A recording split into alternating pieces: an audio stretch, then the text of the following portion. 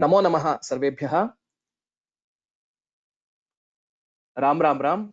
सर्वेभ्यः स्वागतं व्याहरामि। I welcome you all to class number 20 of Learn to Chant Sri Shankara Digvijaya Sara. Like always, let us begin our class by doing our salutations to the Guru Parampara, Granthakartas, our Gurus, and Shankaracharya.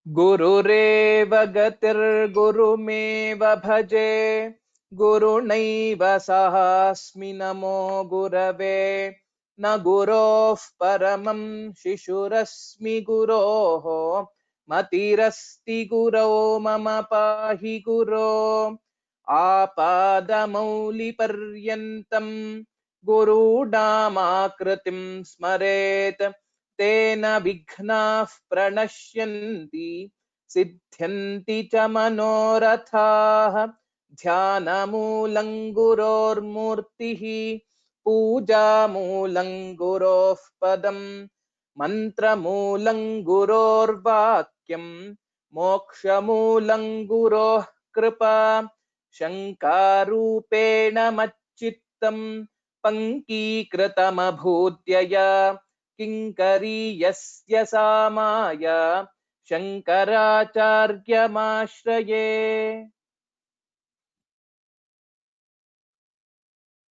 Let us begin today's class with shloka number 150. We had learnt till 149 so far. The words in this are आराधनं ते बहिरेव केचित्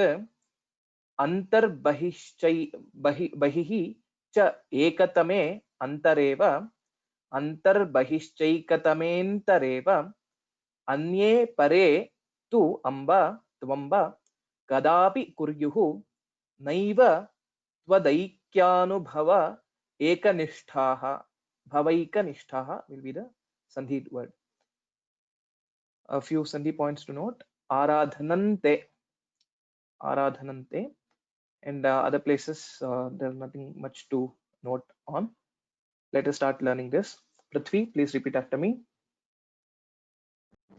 Aradhanante आराधनन्ते आराधनन्ते बहिरेव केचित् बहिरेव केचित् बहिरेव केचित् अन्तर्बहिश्च अन्तर्बहिश्च अन्तर्बहिश्च एकतमेऽन्तरेव एकतमेऽन्तरेव एकतमेऽन्तरेव अन्ये परे त्वम्ब अन्ये परे त्वम्ब अन्ये परे त्वम्ब कदापि कुर्युः कदापि कुर्युः कदापि कुर्युः नैव त्वदैक्य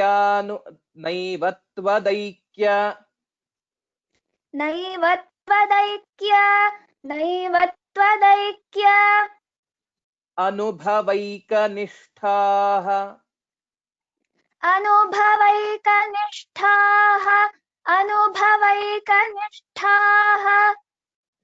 आराधनन्ते बहिरेव केचित् आराधनन्ते बहिरेव केचित् आराधनन्ते बहिरेव केचित् अन्तर्बहिश्चैकतमेऽन्तरेव अन्तर्बहिश्चैकतमेऽन्तरेव अन्तर्बहिश्चैकतमेऽन्तरेव अन्ये परे त्वम्ब कदापि कुर्युः अन्ये परे त्वम्ब कदापि कुर्युः अन्ये परे त्वम्ब कदापि कुर्युः नैव त्वदैक्यानुभवैकनिष्ठाः नैव त्वदैक्यानुभवैकनिष्ठाः नैव त्वदैक्यानुभवैकनिष्ठाः आराधनन्ते बहिरेव केचित् आराधनन्ते बहिरेव केचित् आराधनन्ते बहिरेव केचित् अन्तर्बहिश्चैकतमेन्तरेव अन्तर्बहिश्चैकतमेन्तरेव अन्तर्बहिश्चैकतमेन्तरेव अन्ये परे त्वम्ब कदापि कुर्युः अन्ये परे त्वम्ब कदापि कुर्युः अन्ये परे त्वम्ब कदापि कुर्युः नैव त्वदैक्यानुभवैकनिष्ठाः नैव त्वदैक्यानुभवैकनिष्ठाः नैव त्वदैक्यानुभवैकनिष्ठाः उत्तमं प्लीज रिपीट इट वन्स आराधनन्ते बहिरेव केचित् अन्तर्बहिश्चैकतमेन्तरेव अन्ये परे त्वम्ब कदापि कुर्युः नैव त्वदैक्यानुभवैकनिष्ठाः उत्तमं So in the previous class we saw that Shankaracharya would reach Kolluru, the kshetra, the Punya Kshetra in Karnataka, and there he will Acharya will start doing the stuti of the Devi. In this he says, "Hey Amba, some worship you externally, Bahireva Kechita, others both internally and externally, Antar Bahischa, and yet others only internally. And some people will do the worship of Mahadevi in only in their self. The highest do not worship you, O Mother, because they abide in the experience of oneness with you. So Aikya Anubhava Ekanishtaha Durlabhaha. So that kind of people who will think that they are themselves or they are you is very difficult to find. This is how Shankaracharya will do the stuti of the Mata. We'll go to the next shloka. The words in this are Iti tam vachanaihi prapujya bhaikshaudana matrena saha tushtiman kritarthaha bahu sadhaka samstutaha kiyantam samayam tatra ninaya shanta chetaha. These are the words in this. Sachin, can you repeat after me? Sachin, you are on mute. Yes, can you repeat sir. after me? Astu. Yes, sir. Few points to note about the Nam Vachanaihi, Vachanaif Prapujya. These 2 points, and again Stutah Kiyantam and Samayam Samayan Tatra. Samayam Tatra, Samayan Tatra. These are the points we'll have to note. So please repeat after me. Yes. Iti tam vachanaihi इति तां वचनैः इति तां वचनैः prapujya bhaiksha प्रपूज्य भैक्ष odana matrena ओदनमात्रेण सतुष्टिमान् कृतार्थः सतुष्टिमान् कृतार्थः बहु साधक संस्तुतः बहु साधक संस्तुतः कियन्तं कियन्तं समयन्तत्र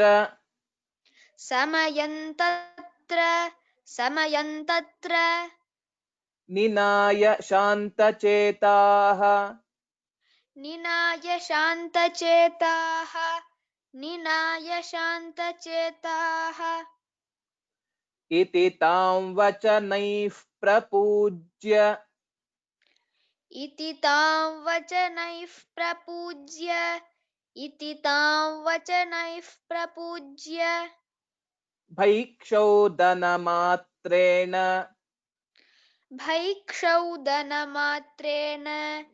भैक्षौदनमात्रेण सतुष्टिमान् कृतार्थः सतुष्टिमान् कृतार्थः सतुष्टिमान् कृतार्थः बहुसाधकसंस्तुतः कियन्तम् बहुसाधकसंस्तुतः कियन्तम् बहुसाधकसंस्तुतः कियन्तम् समयन्तत्र निनाय समयन्तत्र निनाय समयन्तत्र निनाय शान्तचेताः शान्तचेताः शान्तचेताः इति तां वचनैः प्रपूज्य भैक्षोदनमात्रेण इति तां वचनैः प्रपूज्य भैक्षौदनमात्रेण इति तां वचनैः प्रपूज्य भैक्षौदनमात्रेण सतुष्टिमान् कृतार्थः सतुष्टिमान् कृतार्थः सतुष्टिमान् कृतार्थः बहुसाधकसंस्तुतः कियन्तम् बहुसाधकसंस्तुतः कियन्तम् बहुसाधकसंस्तुतः कियन्तम् समयन्तत्र निनाय शान्तचेताः समयन्तत्र निनाय शान्तचेताः समयन्तत्र निनाय शान्तचेताः Uttamam.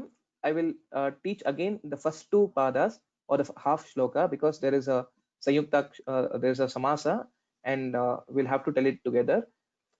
Iti tam vachanaiः प्रपूज्य भैक्षोदनमात्रेण सतुष्टिमान् कृतार्थः इति तां वचनैः प्रपूज्य भैक्षौदनमात्रेण सतुष्टिमान् कृतार्थः इति तां वचनैः प्रपूज्य भैक्षौदनमात्रेण सतुष्टिमान् कृतार्थः Uttamam. Now please tell the whole shloka once. इति तां वचनैः प्रपूज्य भैक्षौदनमात्रेण सतुष्टिमान् कृतार्थः बहुसाधकसंस्तुतः कियन्तम् समयन्तत्र निनाय शान्तचेताः Uttamam. Uttamam. Well recited. We'll go to the meaning of this. Having worshipped her by these words, Shankara stayed there a while, happy to subsist on the bhikshodana matrena, accompanied by many other sadhakas and satisfied with his progress so far. His mission was to establish the Advaita Siddhanta, Advaita Mata everywhere, and to destroy all the other matas. And he was able to do so in each of the Tirtha Kshetras in whichever he visited. We'll go to the next shloka. The words in this are Tataha Shatananda Mahendra Purvaihi Suparva Brindaihi Upagiyamanaha Padmangri Mukhyaihi Samamapta Kama Kshonipatihi Shringagirim Pratasthe. These are the words in this. Prithvi, please repeat after me. A few sandhi points. Tata Shatananda. And again here, Mukhyai Samamapta. So Mukhyai Samamapta. And again here, Kshonipati Shringagirim.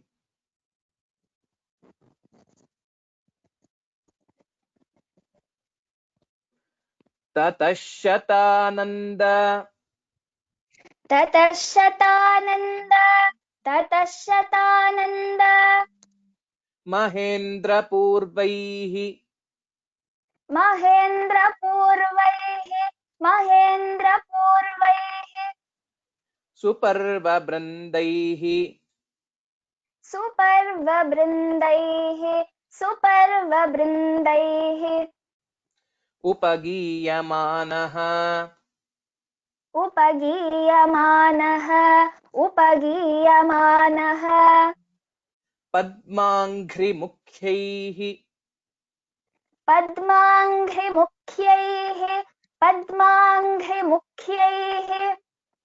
सममाप्तकाम सममाप्तकाम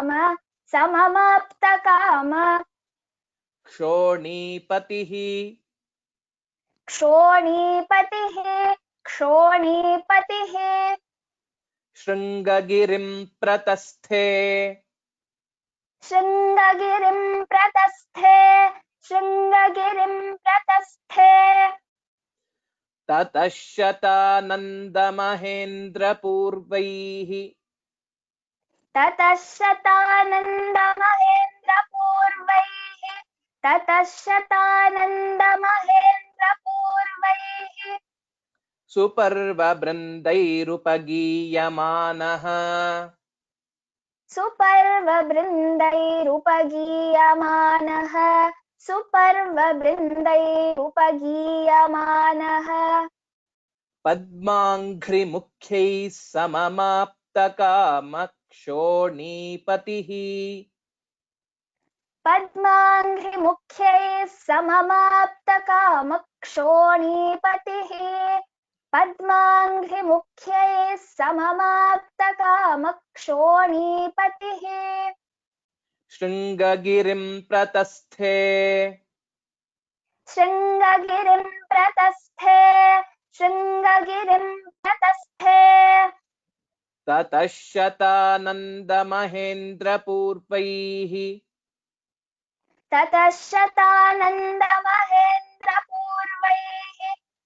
शतानन्दमहेन्द्रपूर्वैः सुपर्ववृन्दैरुपगीयमानः सुपर्णबृन्दैरुपगीयमानः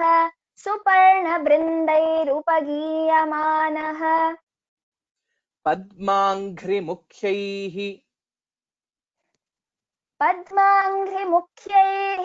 पद्माङ्घ्रिमुख्यैः सममाप्तकामक्षोणीपतिः शृङ्गगिरिं प्रतस्थे सममाप्तकामक्षोणीपतिः शृङ्गगिरिं प्रतस्थे पद्माङ्घ्रिमुख्यैः सममाप्तकामक्षोणीपतिः शृङ्गगिरिं प्रतस्थे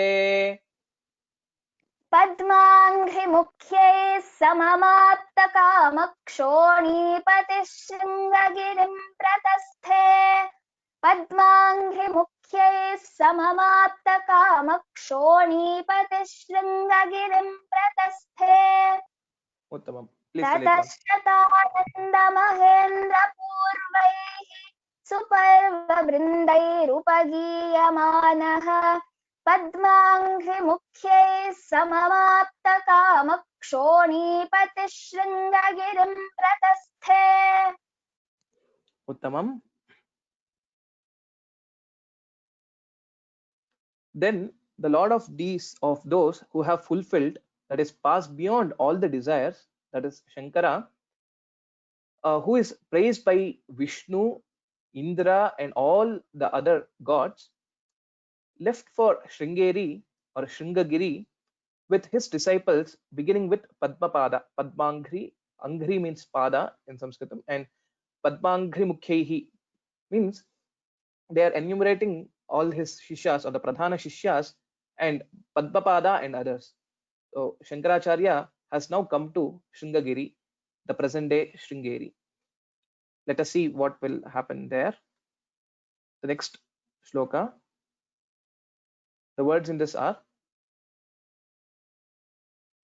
यत्र अधुना अपि उत्तमं ऋष्यशृङ्गः तपश्चरति आत्मभृत् अन्तरङ्गः संस्पर्शमात्रेण वितीर्णभद्रा विद्योतते यत्र च Tungabhadra. These are the words in this. Sachin, can you repeat after me?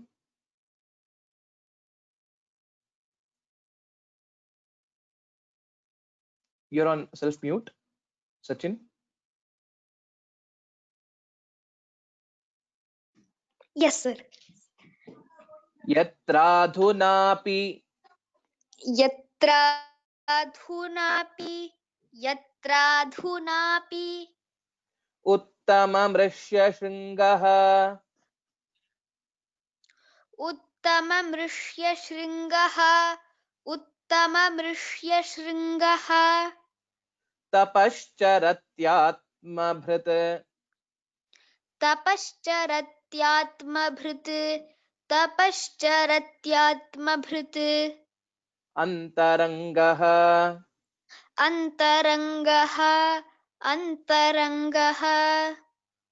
संस्पर्शमात्रेण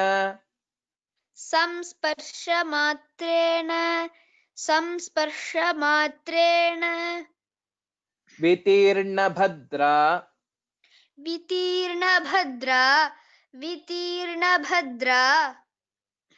विद्योतते यत्र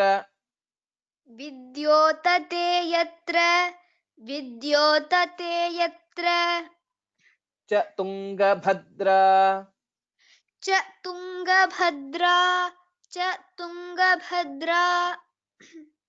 यत्राधुनाप्युत्तममृष्यशृङ्गः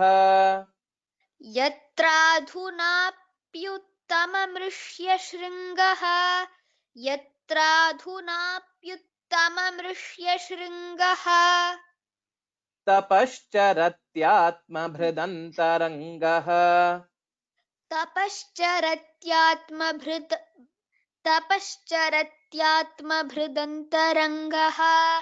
तपश्चरत्यात्मभृदन्तरङ्गः संस्पर्शमात्रेण वितीर्णभद्रा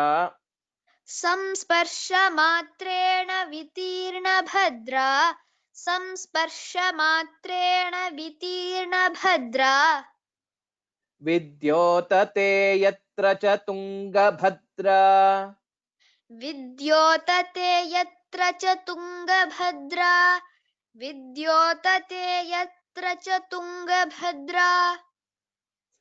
यत्राधुनाप्युत्तममृष्यशृङ्गः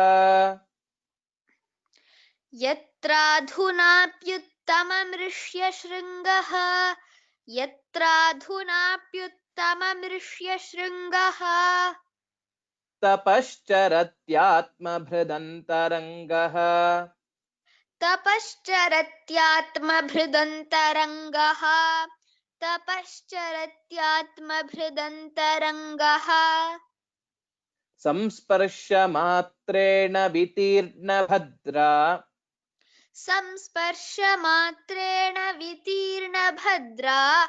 संस्पर्शमात्रेण वितीर्णभद्रा विद्योतते यत्र च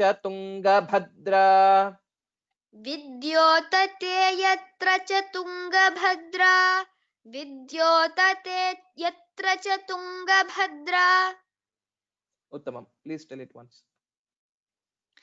यत्राधुनाप्युत्तममृष्यशृङ्गः तपश्चरत्यात्मभृदन्तरङ्गः संस्पर्शमात्रेण वितीर्णभद्रा विद्योतते यत्र च Tungabhadra.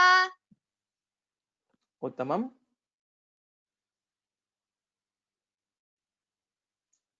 So the poet or Vidyaranya Mahaswamigal is describing the place Sringeri or Sringagiri.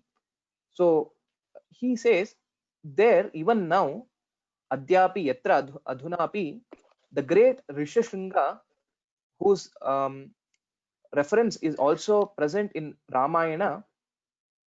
He who has internalized the establishment in Atman practices tapas in this place. And there is the Tungabhadra river, though it is Tunga, the poet has used the word Tungabhadra here, which sparkles and purifies by merely one touch. So vitirna samsparsha matrena vitirna bhadra. So by just touching through this area or through this place, Sringagiri, it is purifying it. This is how Vidyaranya has explained or described Sringagiri. We'll go to the next shloka. The words in this are Adhyapayamasa saha bhashyamukhyan granthan nijamstatra manishi mukhyan akarannana prapya mahapumarthan adishta vidyagrahane samarthan. So these are the words in this. Prithvi, please repeat after me.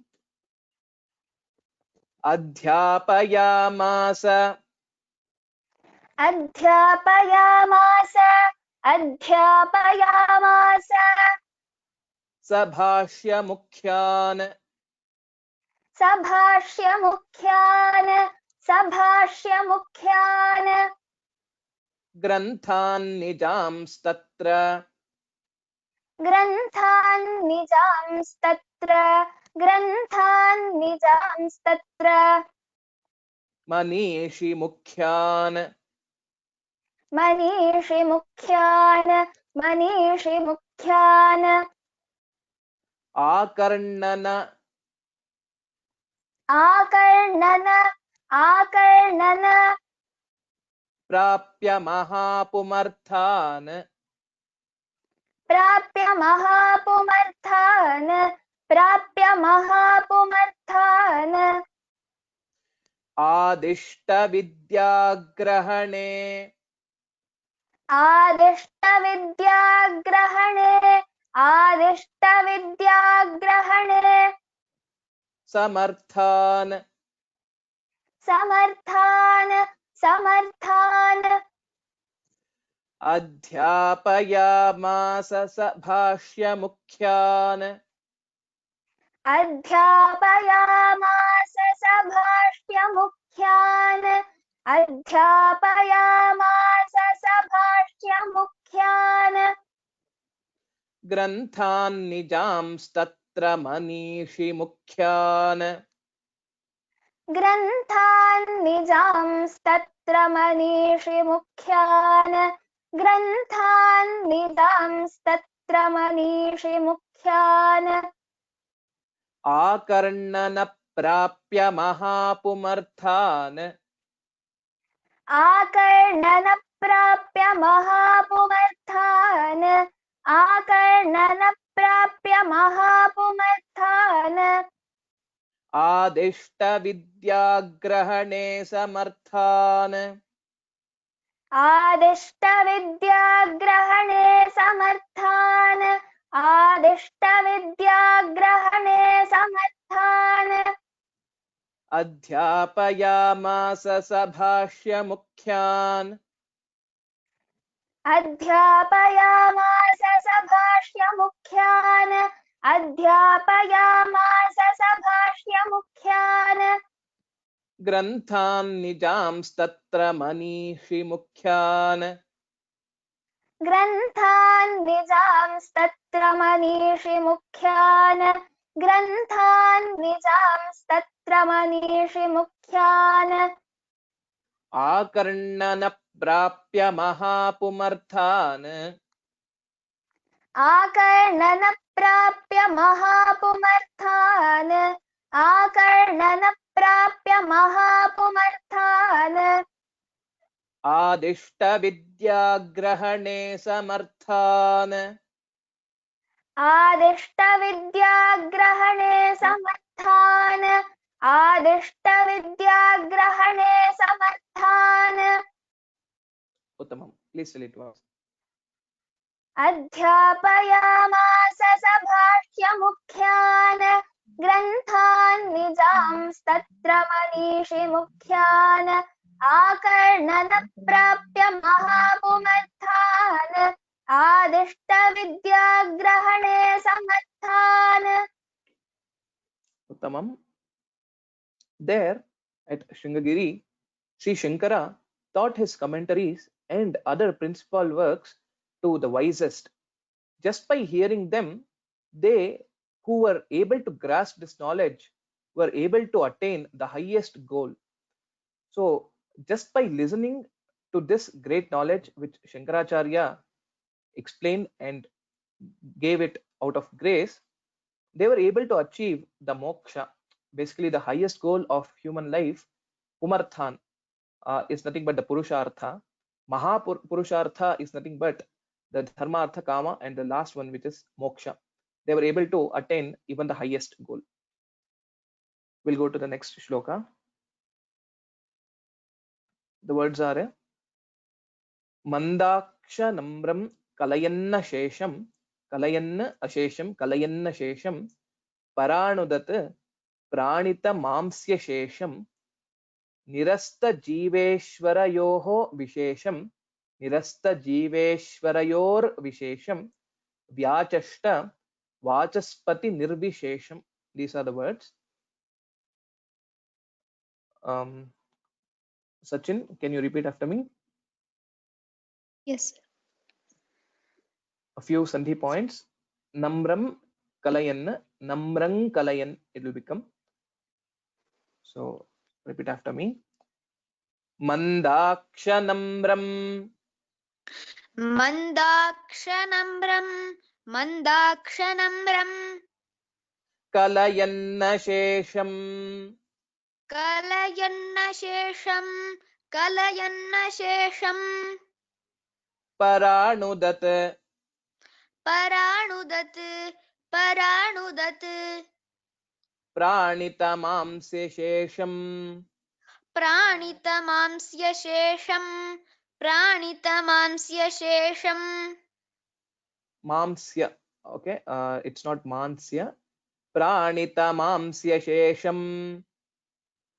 Pranitamamsya Shesham, Pranitamamsya Shesham, Nirasta Jiveshwarayor Vishesham निरस्तजीवेश्वरयोर्विशेषं निरस्तजीवेश्वरयोर्विशेषं Vyachashta व्याचष्ट व्याचष्ट Vachaspati Nirvishesham वाचस्पतिनिर्विशेषं वाचस्पतिनिर्विशेषं Mandakshanam Brankalayanna Shesham मन्दाक्षणं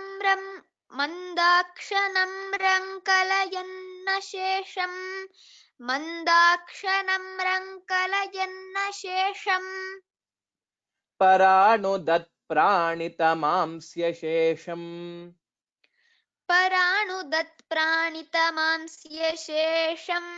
पराणुदत्प्राणितमांस्य शेषं Nirasta Jiveshwarayor Vishesham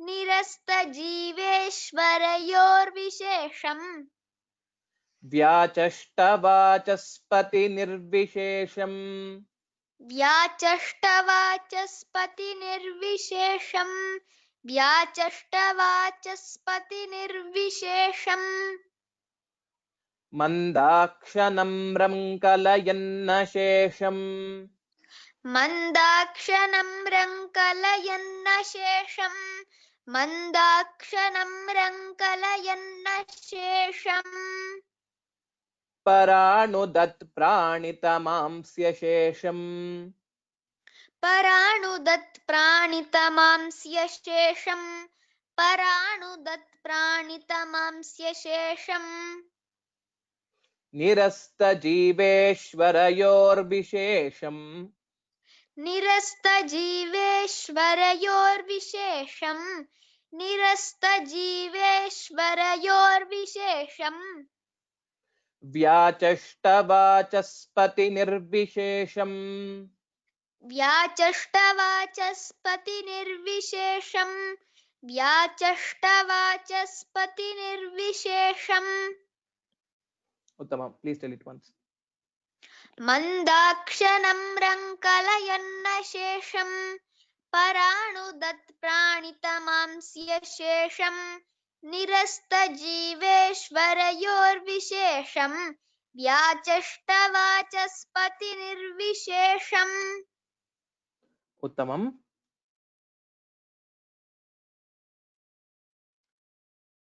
As if embarrassing the Shesha with the intricacy of his works, he dispelled the notion that there is a difference between the Jiva and Ishvara in the manner of Vachaspati. So basically, Shesha, if you see, Patanjali also is an incarnation of Adishesha. As if making Patanjali, or the incarnation of Adishesha, he was able to give out so much of good commentaries. Acharya thus removed all kind of ignorance that was there in other people. In a manner, he was like Brihaspati or Vachaspati, which is Brahma again. He taught with proofs that there is no difference between the Atma and the Paramatma, or basically Jiva Ishvara. If you take these two terminologies, there is no difference. The Advaita Tattva is what Shankaracharya was able to establish. We'll go to the next shloka. The words in this are Prakalpya Tatra Indra Vimana Kalpam Tatrendra Vimana Kalpam Prasadam Avishkrita Sarva Shilpam Pravartayamasa Sa Devatayaha Pujam Ajadyaihi Api Pujam Ajadyairapi Pujitayaha. These are the words in this. Prithvi, please repeat after me. Prakalpya Tatra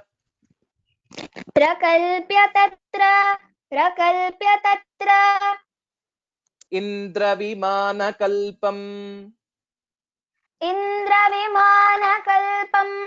Indravimanakалpam Prasadamavishkrita prasadamavishkrita Sarvashilpam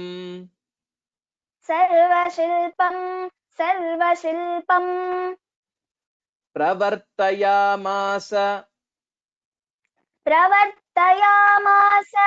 pravartayamasa Sadevatayaha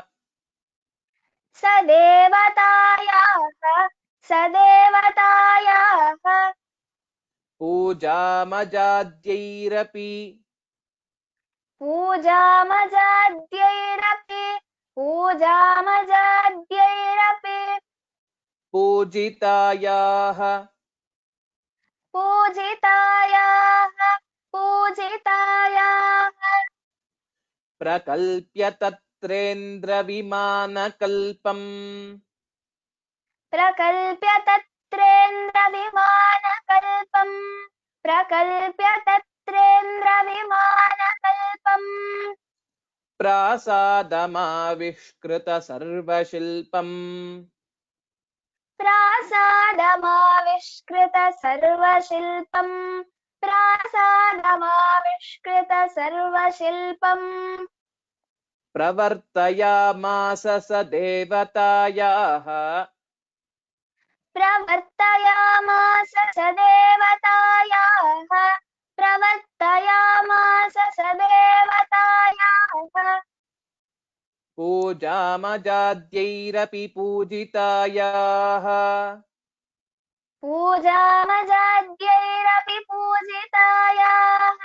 pujamajadyairapi pujitayaha Prakalpya Tatrendra Vimana Kalpam prakalpya tatrendravimanakalpam तत्रेन्द्रविमानकल्पम् प्रासादमाविष्कृत सर्वशिल्पम् प्रासादमाविष्कृत सर्वशिल्पम् प्रवर्तयामास स देवतायाः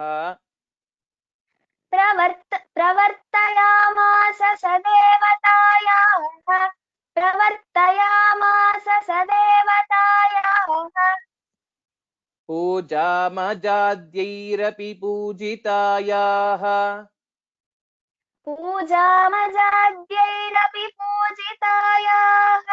पूजामजाद्यैरपि पूजितायाः Tell it once. प्रकल्प्य तत्रेन्द्रविमानकल्पम् प्रासादमाविष्कृत सर्वशिल्पम् प्रवर्तयामास स देवतायाः पूजामजाद्यैरपि पूजितायाः Uttamam. He caused to be built there a hall like Indra's assembly that displayed the entire art of architecture and caused that goddess worshipped by all gods to be permanently worshipped there as well. So Shankaracharya built a Brihadakara Devalaya there to establish or to consecrate the goddess of all gods, or one who is being worshipped by even Ajadi, Brahmadi, Sarvaihi api Pujita ya Vartate. So he will create a temple for that goddess. And who is that? It is Sharadamba, and we will be able to see that in the next shloka.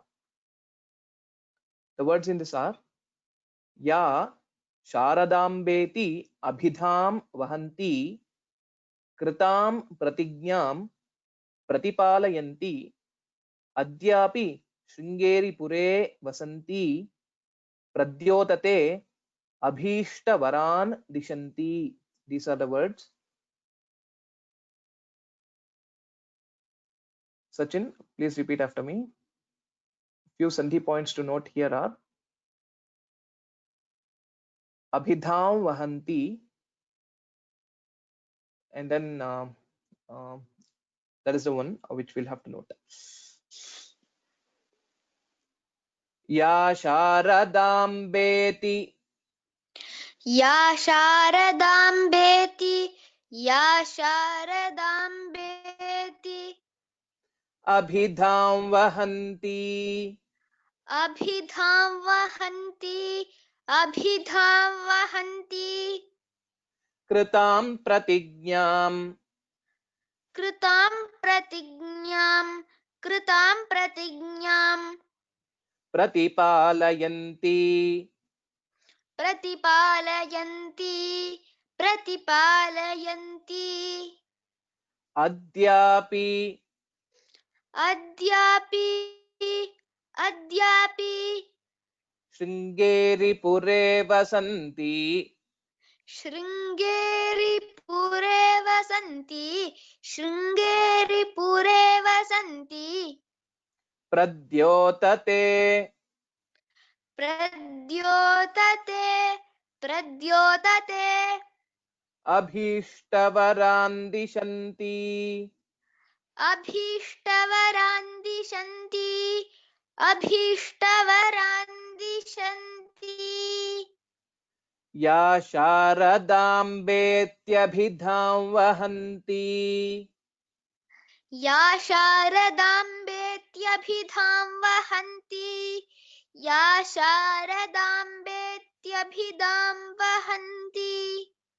Kritam Pratignyam Paripalayanti कृतां प्रतिज्ञां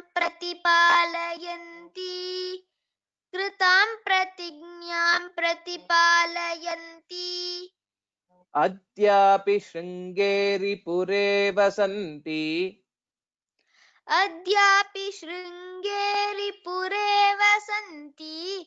अद्यापि शृङ्गेरिपुरे वसन्ति Pradyotate Bhishta भीष्टवरान्दिशन्ति प्रद्योतते भीष्टवरान् दिशन्ति प्रद्योतते भीष्टवरान् दिशन्ति या शारदाम्बेत्यभिधां वहन्ति या शारदाम्बेत्यभिधां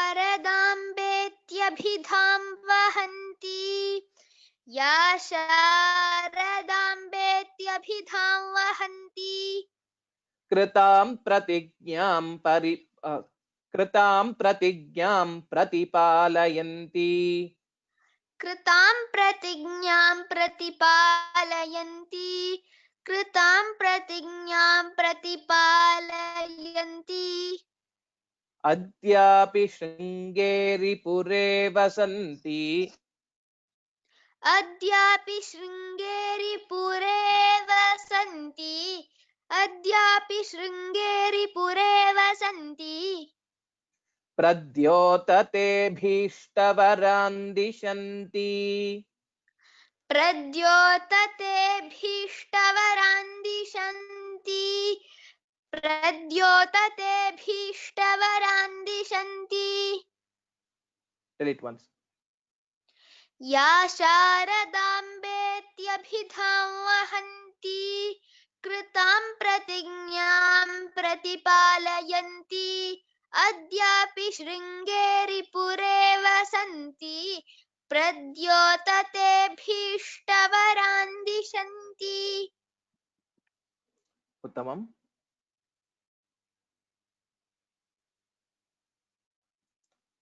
That Sharadamba, in order to keep her promise, remains to this day in Sringeri, manifesting to grant the wishes of all her devotees.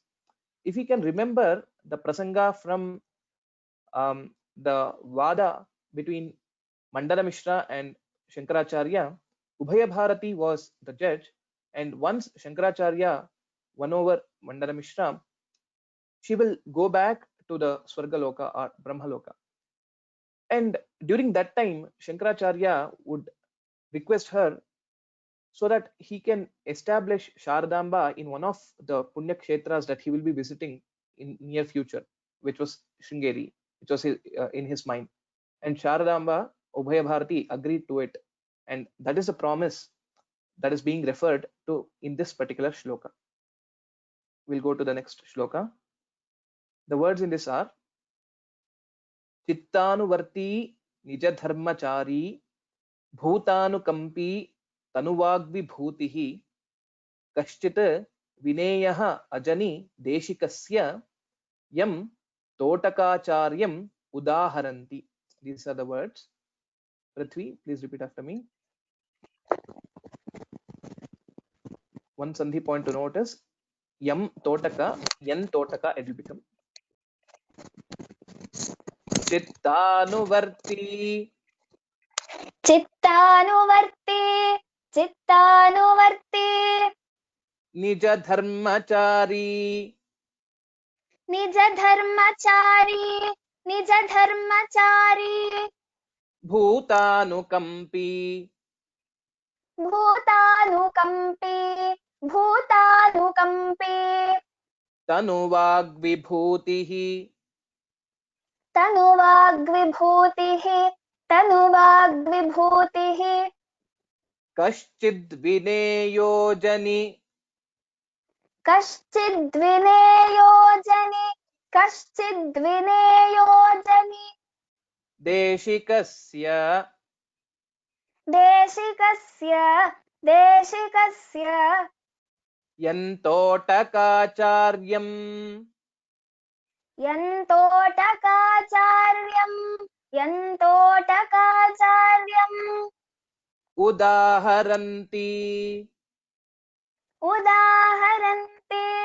उदाहरन्ति Chittanuvarti Nijadharmachari चित्तानुवर्ती निजधर्मचारी चित्तानुवर्ती निजधर्मचारी Bhutanukampi Tanuvagvibhutihi भूतानुकम्पी तनुवाग्विभूतिः भूतानुकम्पी तनुवाग्विभूतिः कश्चिद् विनेयो जनिदेशिकस्य कश्चिद्विनेयो जनिदेशिकस्य कश्चिद्विनेयो जनिदेशिकस्य यन्तोटकाचार्यमुदाहरन्ति यन्तोटकाचार्यमुदाहरन्ति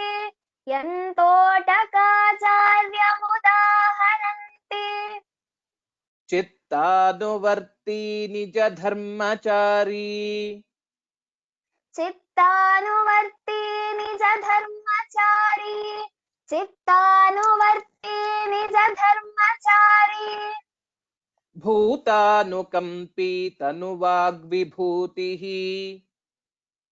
भूतानुकम्पी तनुवाग्विभूतिः भूतानुकम्पी तनुवाग्विभूतिः कश्चिद्विनेयो जनिदेशिकस्य कश्चिद्विनेयो जनिदेशिकस्य कश्चिद्विनेयो जनिदेशिकस्य यन्तोटकाचार्यमुदाहरन्ति यन्तोटकाचार्यमुदाहरन्ति यन्तोटकाचार्यमुदाहरन्ति चित्तानुवर्ती निजधर्मचारी भूतानुकम्पी तनुवाग्विभूतिः कश्चिद्विनेयो जनिदेशिकस्य यन्तोटकाचार्यमुदाहरन्ति उत्तमम्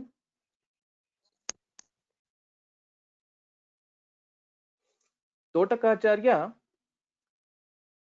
exemplifies or demonstrates one who is always trying to please his guru conscientiously in practicing the dharma swadharma and considerate to all beings with daya and other qualities, whose speech is well controlled, mitabhashi, and again follows every command of his teacher. So if you see the charitra of Totakacharya, his purvashrama name or before he got the name Totakacharya, his name was Giri, and usually he was kind of dull with respect to any of composing poems or understanding the bhasha, etc. And once upon a time, what will happen, the other shishyas will say, Giri hasn't come yet to the class, but still it's okay, we can start off with the lesson. To teach them all a very important thing about the Guru Bhakti and Guru's grace, Shankaracharya will give him so much wisdom that as soon as he comes to see Shankaracharya, he will compose a set of poems or shlokas in the meter Totaka, and hence he is then onwards called Totakacharya. He is known to be one of the best disciples of Shankaracharya, and we all should learn the qualities that were there in Totaka to become good disciples or good shishyas of a Sadguru. We go to the next shloka. The words in this are Pumarthaha chatvaraha kimuta nikamaha rik prabhratayaha prabhedaha va muktehe vimalatara salokya mukharaha mukhanyaho dhatuhu चिरमिति विमृश्याथ विबुधाः विदुः शिष्यान् हस्तामलक्क मुखरान् शंकर गुरोः. These are the words. Prithvi, please repeat after me. A few sandhi points to note are Chatvarah kimuta and Vidush Shishyan. This is again a shloka in a bigger chandas. Pumarthashchatvarah पुमर्थाश्चत्वारः पुमर्थाश्चत्वारः किमुत निगमाः किमुत निगमाः किमुत निगमाः ऋक् प्रभृतयः प्रभृतयः ऋक् प्रभृतयः प्रभेदा वा प्रभेदा वा प्रभेदा वा मुक्तेर्विमलतर मुक्तेर्विमलतर मुक्तेर्विमलतर सालोक्यमुखराः सालोक्यमुखराः सालोक्यमुखराः मुखान्याहो धातुः मुखान्याहो धातुः मुखान्याहो धातुः चिरमिति चिरमिति चिरमिति विमृश्याथ विमृश्याथ विमृश्याथ विबुधाः विबुधाः विबुधाः विदुशिष्यान् विदुशिष्यान् विदुशिष्यान् हस्तामलकमुखरान् हस्तामलकमुखरान् हस्तामलकमुखरान् शङ्करगुरोः शङ्करगुरोः शङ्करगुरोः पुमर्थाश्चत्वारः किमुत निगमाः पुमर्थाश्चत्वारः किमुत निगमाः पुमर्थाश्चत्वारः किमुत निगमाः निगमार्क्प्रभृतयः निगमार्क् प्रभृतयः निगमार्क् प्रभृतयः प्रभेदा वा मुक्तेः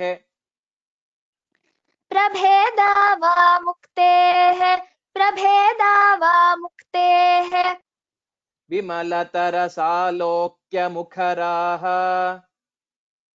विमलतरसालोक्यमुखराः विमलतरसालोक्यमुखराः मुखान्याहो धातुश्चिरमिति मुखान्याहो धातुश्चिरमिति मुखान्याहो धातुश्चिरमिति विमृश्याथ विबुधाः विमृश्याथ विबुधाः विमृश्याथ विबुधाः विदुशिष्यान् हस्तामलकमुखरान् विदुशिष्यान् हस्तामलकमुखरान् विदुशिष्यान् हस्तामलकमुखरान् शङ्करगुरोः शङ्करगुरोः शङ्करगुरोः पुमर्थाश्चत्वारः किमुत निगमार्क्प्रभृतयः पुमर्थाश्चत्वारः किमुत निगमार्क् प्रभृतयः पुमर्थाश्चत्वारः किमुत निगमार्क् प्रभृतयः प्रभेदा वा मुक्तेर्विमलतरसालोक्यमुखराः प्रभेदा वा मुक्तेर्विमलतरसालोक्यमुखराः प्रभेदा वा मुक्तेर्विमलतरसालोक्यमुखराः मुखान्याहो धातुश्चिरमिति विमृश्याथ विबुधाः मुखान्याहो धातुश्चिरमिति विमृश्याथ विबुधाः मुखान्याहो धातुश्चिरमिति विमृश्याथ विबुधाः विदुशिष्यान् हस्तामलकमुखरान् शङ्करगुरोः विदुशिष्यान् हस्तामलकमुखरान् शङ्करगुरोः विदुशिष्यान् हस्तामलकमुखरान् शङ्करगुरोः पुमर्थाश्चत्वारः किमुत निगमार्क्प्रभृतयः पुमर्थाश्चत्वारः किमुत निगमार्क् प्रभृतयः पुमर्थाश्चत्वारः किमुत निगमार्क् प्रभृतयः प्रभेदा वा मुक्तेर्विमलतरसालोक्यमुखराः प्रभेदा वा मुक्तेर्विमलतरसालोक्यमुखराः प्रभेदा वा मुक्तेर्विमलतरसालोक्यमुखराः मुखान्याहो धातुश्चिरमिति विमृश्याथ विबुधाः मुखान्याहो धातुश्चिरमिति विमृश्याथ विबुधाः मुखान्याहो धातुश्चिरमिति विमृश्याथ विबुधाः विदुशिष्यान् हस्तामलकमुखरान् शङ्करगुरोः विदुशिष्यान् हस्तामलकमुखरान् शङ्करगुरोः विदुशिष्यान् हस्तामलकमुखरान् शङ्करगुरोः Please tell it once. पुमर्थाश्चत्वारः किमुत निगमार्क् प्रभृतयः प्रभेदा वा मुक्तेर्विमलतरसालोक्यमुखराः मुखान्याहो धातुश्चिरमिति विमृश्याथ विबुधाः विदुशिष्यान् हस्तामलकमुखरान् शङ्करगुरोः Uttamam. The wise understand the four main disciples of Shankaracharya, beginning with Hastamalaka, as the four goals of humanity, that is Purusharthas, or the Nigamas, the Vedas, the four Vedas, Rig, Yajus, Sama, Atharva, or the types of liberation beginning with Salokyam.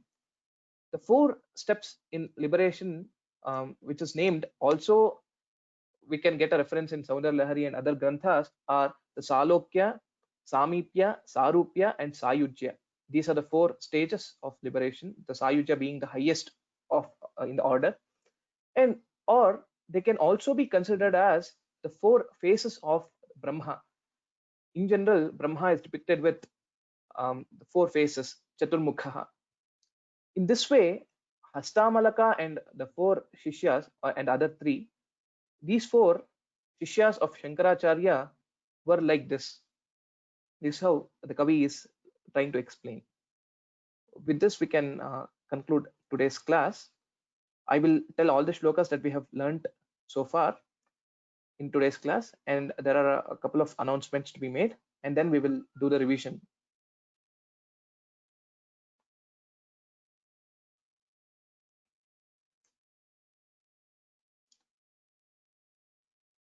आराधनन्ते बहिरेव केचित् अन्तर्बहिश्चैकतमेन्तरेव अन्ये परे त्वम्बकदापि कुर्युः नैव त्वदैक्यानुभवैकनिष्ठाः इति तां वचनैः प्रपूज्य भैक्षोदनमात्रेण स तुष्टिमान् कृतार्थः बहुसाधकसंस्तुतः कियन्तम् समयन्तत्र निनाय शान्तचेताः ततः शतानन्दमहेन्द्रपूर्वैः सुपर्ववृन्दैरुपगीयमानः पद्माङ्घ्रिमुख्यैः सममाप्तकामक्षोणीपतिः शृङ्गगिरिं प्रतस्थे यत्राधुनाप्युत्तममृष्यशृङ्गः तपश्चरत्यात्मभृदन्तरङ्गः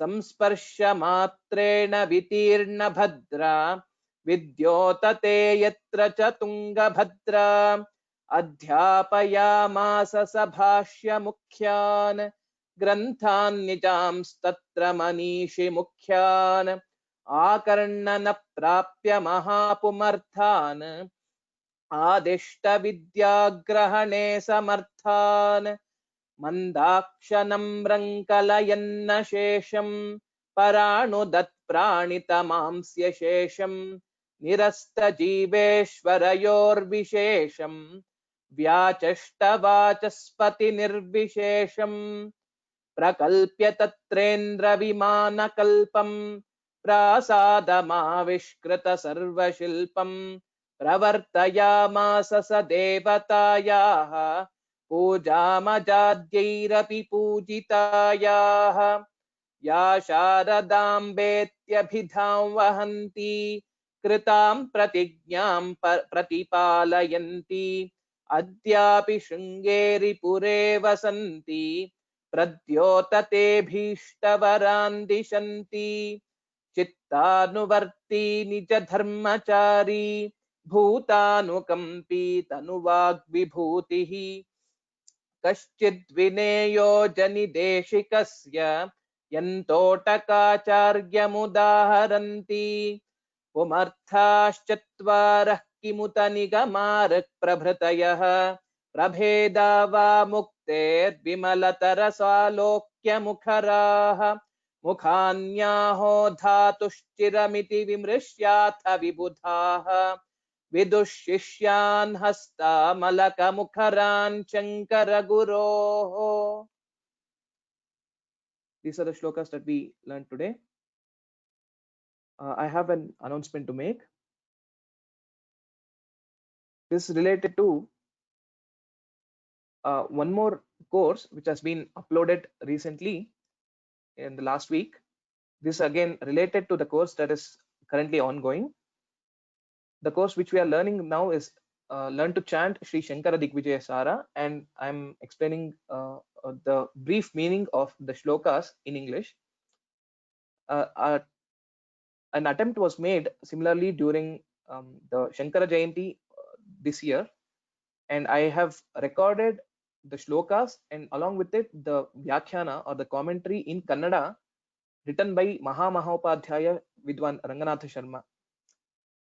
So the recordings has been compiled and that has been uploaded onto this particular course page, which you can find it from our homepage itself. You can actually come to courses by language and Kannada. If you choose this way, courses by language and Kannada, you'll be able to see this course being highlighted in the first one, Sri Shankara Digvijaya Sara, meaning in Kannada. So those who know Kannada and would like to listen to the shlokas recited and their meanings in Kannada, please do subscribe to this, and you can go through all the recordings. There are 8 recordings which are available. Hope this will be of some use to you all, and please make use of this availability. With that, we will go back to the shlokas and we'll do the revision now. Please raise your hands so that I can call out your name.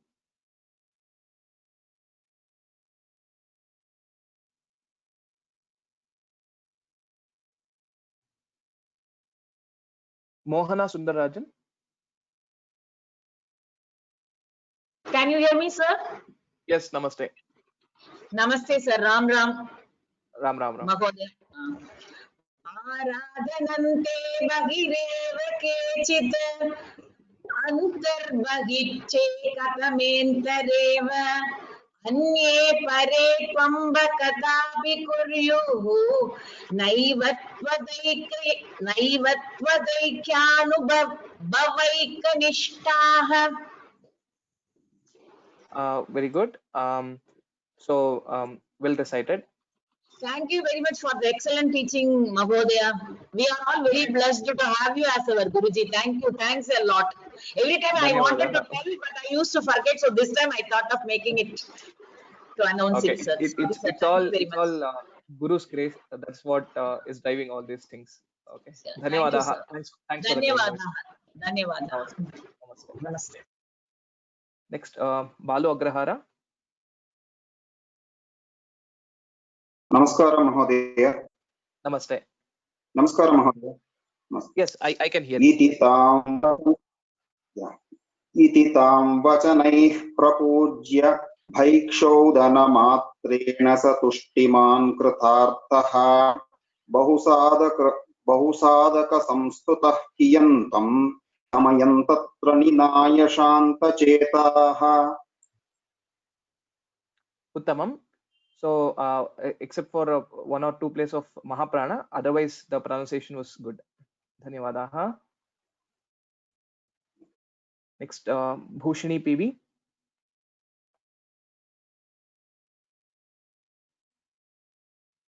Ram Ram महोदय. Namaste. नमस्ते. ततः शतानन्दमहेन्द्रपूर्वैः सुपर्वबृन्दैरुपगीयमानः पद्माङ्घ्रिमुख्यैः सममाप्तकामक्षोणीपतिः शृङ्गगिरिं प्रतस्थे. Uttamam. So Kshonipatish. So there will be this visarga will change into Shakara because this is Shri, which is Sha, and hence this also will change to that. So Kshonipatish Shringagirim. That's how will be the pronunciation. Shonipatiः शृङ्गगिरिं प्रतस्थे. Uttamam. Yes, that is right. Uttamam. Dhanyavadaha. Ram, Dhanyavad. Ram. We'll go to the next shloka.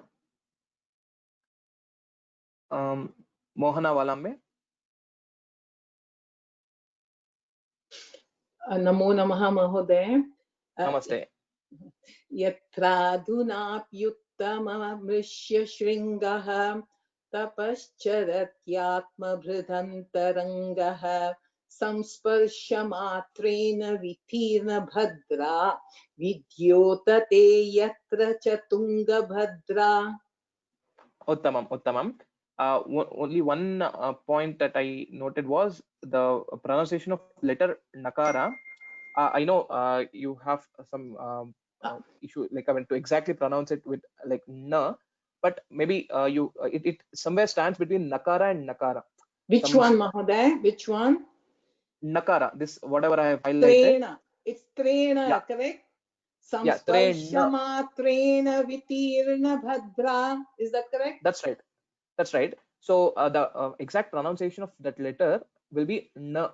Na. It's some, yeah. So it is not na, it is na. So I know there is some difficulty in pronouncing this letter. So that I'm just letting you know Yes. about that. Mahoday, I Okay. still didn't do it properly. Is it Samsparshamatreena? Is that correct? Yes, Or yes, that yes. is This is also correct. wrong? No. The whatever you told now is perfect. Maybe I'm trying too hard, Mahoday. That's what happened. Okay.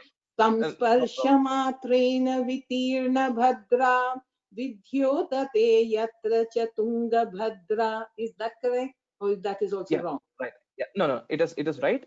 So yeah, that is just one thing which you can note. Like whenever you're pronouncing this letter, make Okay. sure that you are pronouncing it right. That's the only thing. Okay. Okay. Dhanyavada, Dhanyavadaha. Mahoday. Ram Ram Ram. Ram Ram Ram. Okay. Next shloka, Shyamala Ramachandran. नमस्कारः. Namaste. अध्यापयामास सभाष्यमुख्यान् ग्रन्थान् निजास्तन्त्रमनीषि मुख्यान् आकर्णन प्राप्य महापुमर्थान् आदिष्ट विद्याग्रहणे समर्थान्. Okay. Can you tell the second pada again? आकर्ण No. Granthan. ग्रन्थान् निजास्तन्त्र ग्रन्थान् निजास्तन् तत्र ग्रन्थान् yes. निजांस्तत्र मनीषि मुख्यान्. Okay.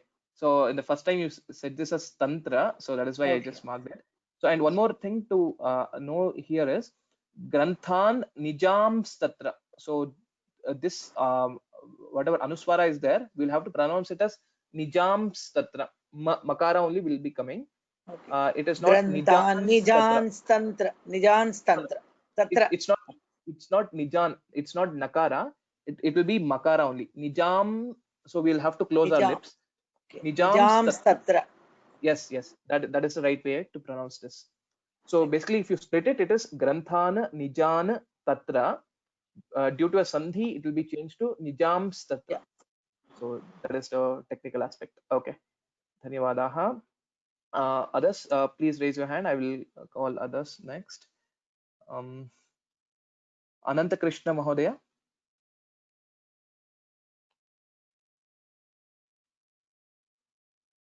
Namaste. Can you hear us? Ananta Krishna Mahodaya. I have unmuted you.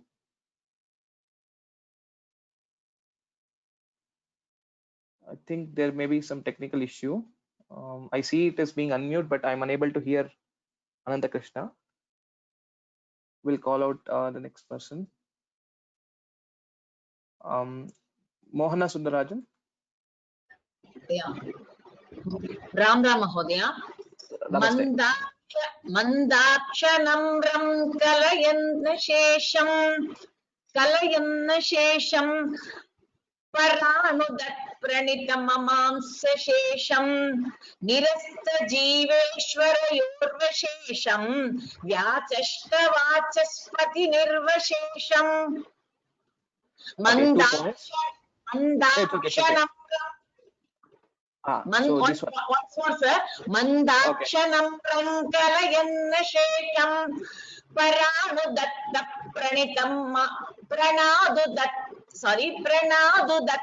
pranitat mamsya shesham nirasta jiveshwarayorvashesham vyachashta vachaspati nirvashesham. Okay, a few points to note. You can correct me, sir. Yeah, I'll correct you.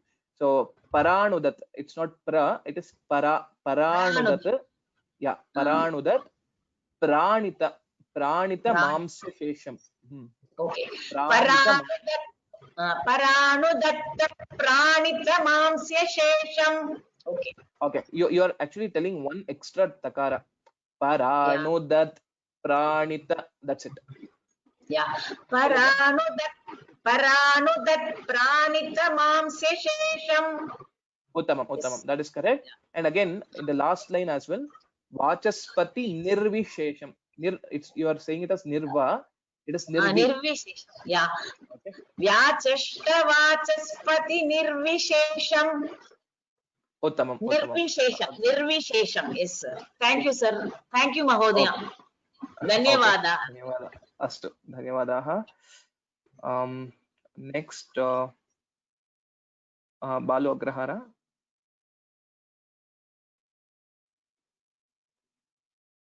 You're on self-mute. Balu Agrahara. Okay. Let me try with Ananta Krishna. Can you hear us now? Can you recite now?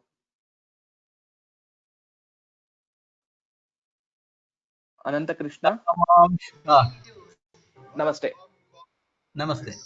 Prakalpya tatrendra vimanakल्पं prasadamaviškruta sarvashilpam pravartayamasa sa devataya pujamajadyairapi pujitayah. Uttamam. Well recited. So only thing is Devatayaha, since we are pausing, we will have to tell the Visarga completely. The Devatayaha and Pujam Ajadyairapi. Okay. Dhanyavadaha. Okay. Next, Lakshmi Bhushan. नमस्कार महोदय. नमस्कार महोदय. या शारदाम्बे यपिधान वहन्ति कृतां प्रतिज्ञां प्रतिपालयन्ति अद्यापि शृङ्गेरी पुरे वसन्ति प्रद्योतिते भीष्टवरान् दिशन्ति. Uttamam. So this word Pradyotate. प्रद्योतते भीष्टवरान् दिशन्ति. Uttamam. Well recited. Dhanyavadaha. धन्यवाद. Okay. Next, Mohana Valambe. Mahoday, I want to do the difficult long one, Mahoday. I'll give the chance as well. You can tell this now. Okay. Chittanuvarti nija dharmachari bhutanukampi tanuvagvibhutihi kaschit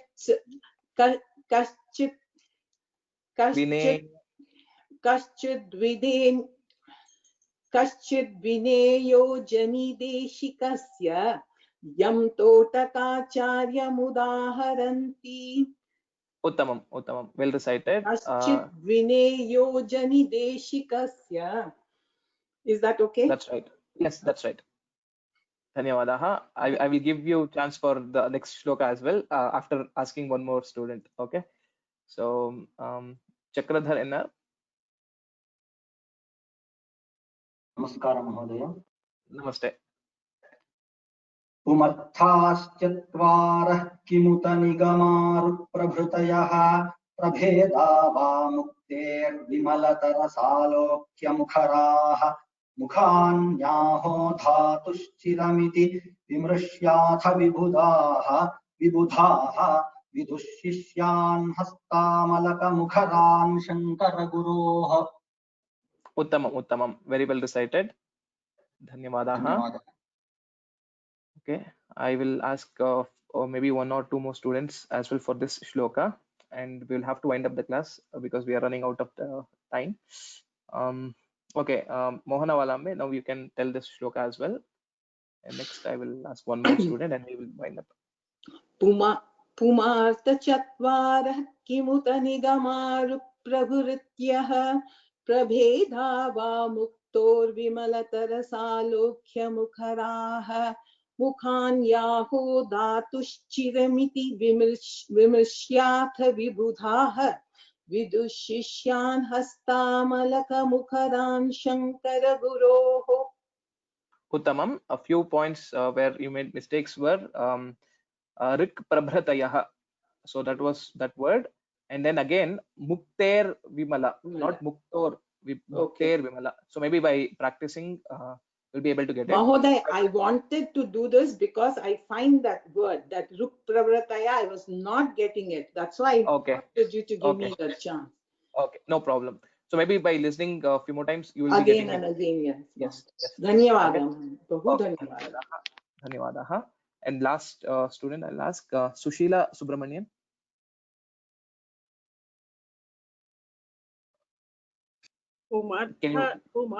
पुमर्थाश्चत्वारः किमुत निगमार् प्रभृतयः प्रभेदा वा मुक्तेर्विमलतरसालोक्यमुखराः मुखान्याहो धातुश्चिरमिति विमृश्याथ विबुधाः विदुःशिष्यान् हस्तामलकमुखरान् शङ्करगुरोः.